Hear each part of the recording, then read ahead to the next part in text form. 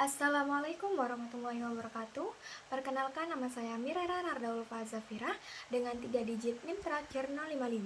Di sini saya akan menjelaskan materi geometri pada bab 2, yaitu tentang garis, sudut, bidang, dan ruang. Nah, pertama di sini ada definisi 2.1, yaitu segaris dan sebidang. Jadi segaris itu titik-titik dikatakan segaris jika ada satu garis yang memuat seluruh titik-titik itu.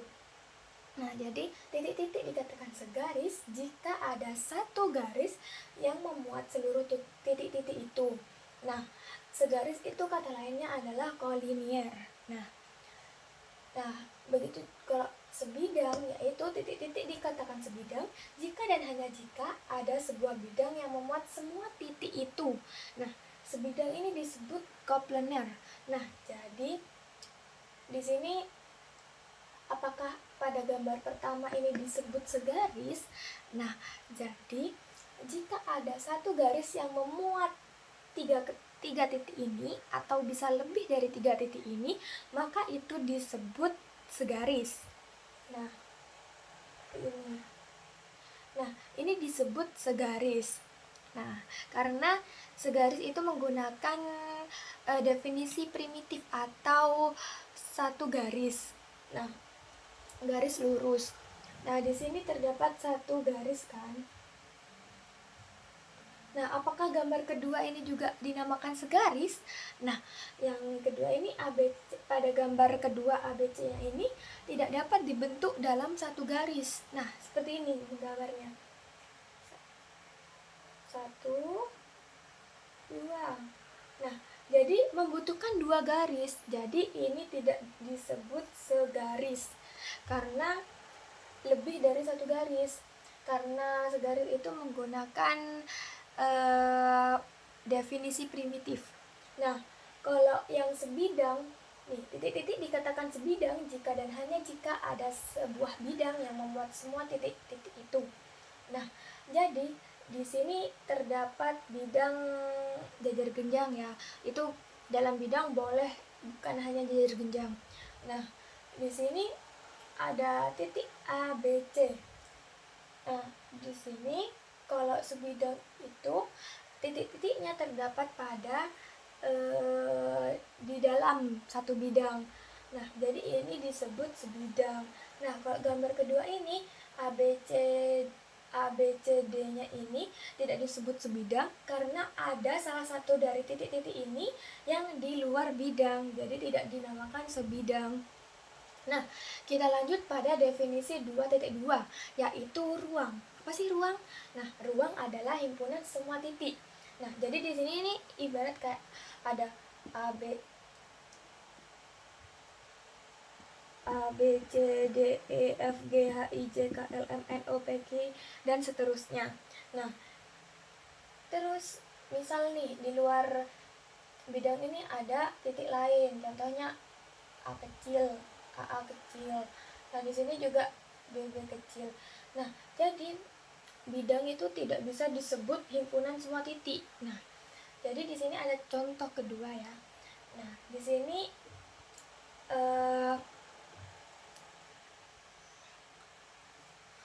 yaitu bidang segi jajar genjang. Nah, di dalam sini terdapat titik-titik A, B, C, D, E, F, G, H, I, J, K, L, M, N, dan lain-lain. Nah, ternyata di luar bidang ini ada titik yang berbeda dengan yang di dalam bidang. Maka dari sini bidang tidak bisa dikatakan himpunan semua titik. Jadi ini salah. Nah, contoh kedua ini terdapat koordinat kartesius. Nah, di sini pada jika kita memberi titik pada sini, nah itu dikatakan ruang. Nah, di sini bisa dikatakan ruang. Nah, jika ada titik di sini juga dikatakan ruang. Nah, jadi kalau ruang itu kita bayangkan aja, kayak kita pintar-pintar ngebayangin ruang itu kayak gimana. Nah, ini ada contoh 3. Nah, di sini ada bangun kubus ya. Nah, di sini saya beri titik di dalam gitu, 1 yang tidak menyentuh pada bidang atau garis. Nah, ini juga disebut ruang. Nah, jadi ruang itu himpunan semua titik, entah itu titiknya ada di dalamnya tidak menyentuh bidang itu, tidak menyentuh garis itu, atau menyentuh, itu dinamakan ruang. Nah, selanjutnya ada postulat 5. Jadi bunyinya setiap bidang memuat paling sedikit 3 titik tak segaris. Nah, jadi kalau setiap bidang memuat paling sedikit 3 titik tak segaris. Jika 3 titik itu segaris, nah seperti ini, A, B, C, 3 titik segaris misalnya. Jadi itu tidak bisa dikatakan bidang karena akan membentuk cuma segaris seperti contoh yang ini. Nah, sama. Nah, jadi kalau bidang itu cirinya itu 3 titik tak segaris. Di sini misal ada A, B, C. Nah, ini maka disebut bidang. Nah, yang B ada ruang. Ruang memuat paling sedikit 4 titik tak sebidang. Nah, jadi jika kita contohkan di sini ya. Nah, ini kita gambarkan kubus. Nah, itu dalam ruang itu boleh meskipun nggak kubus kayak balok dan lain-lainnya itu boleh. Nah, di sini kan syaratnya 4 titik tak sebidang. Nah, jadi jika kita membuat titik di sini di pada bidang A, B, C, D, titik 1, 2, 3, 4-nya ada di bidang yang lain, maka ini disebut ruang. Nah, syaratnya ruang itu memuat paling sedikit 4 titik tak sebidang. Jadi meskipun yang 3 ini sebidang tapi satunya ini tidak sebidang, maka itu disebut ruang. Begitu juga jika titik-titik ini pada bidang yang berbeda, maka itu juga disebut ruang. Nah, selanjutnya ada postulat ke-6, yaitu jika 2 titik terletak di sebuah bidang, maka garis yang memuat titik-titik tersebut terletak di bidang yang sama. Nah, jadi contohnya seperti ini.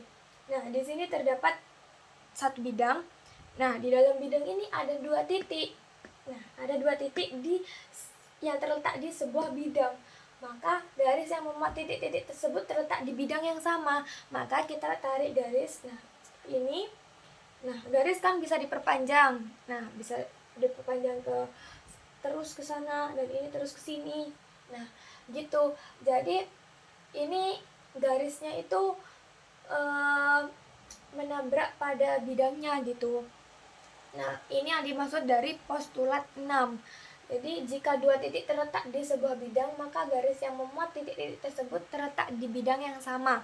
Nah, selanjutnya ada postulat ke-7, yang bunyinya setiap 3 titik terletak di paling sedikit satu bidang. Nah, paling sedikit satu bidang. Nah, jadi di sini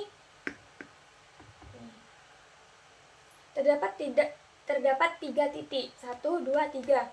Nah, jadi kalau terdapat 3 titik, jadi terletak di paling sedikit satu bidang, maka ini bisa kita gambarkan satu bidang. Nah, seperti ini kita gambarkan bidang jajar genjang ya. Nah, seperti itu. Nah, begitu juga jika contoh yang lain nih, pada ini. Ini contohnya pada ini ya, kubus ya. Nah, di sini dikasih titik. Di sini juga dikasih titik, di sini juga dikasih titik. Nah, titik pertama itu di bidang A, B, C, D. Yang kedua itu ada di B, C, F, G. Nah, yang ketiga itu ada di C, D, G, H. Nah, jadi di sini dari sini kita bisa bentuk. Nah, ini jadi sebidang. Nah, ini membentuk bidang segitiga. Nah, ini yang dimaksud dari yang kedua nih. Setiap 3 titik tak segaris terletak di tepat satu bidang. Nah, jadi ini bisa nih.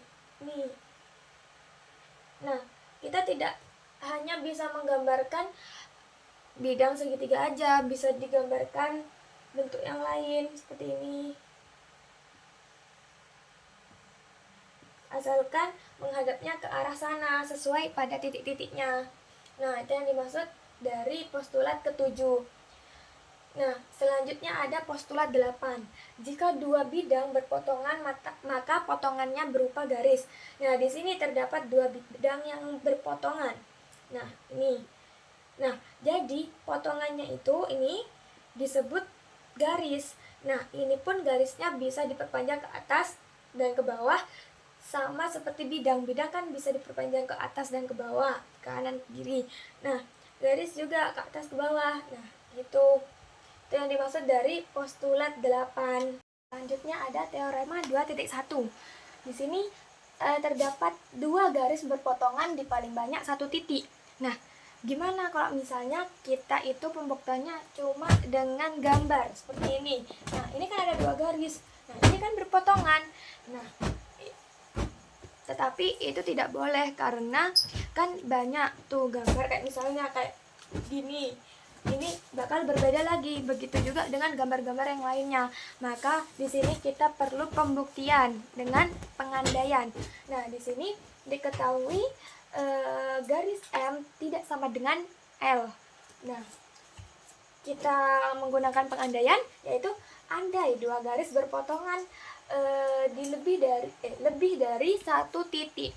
Nah, jadi misal ada dua titik. Nah, di sini terdapat garis A dan B. Di sini garis A tidak sama dengan garis B karena kan lebih dari dua titik.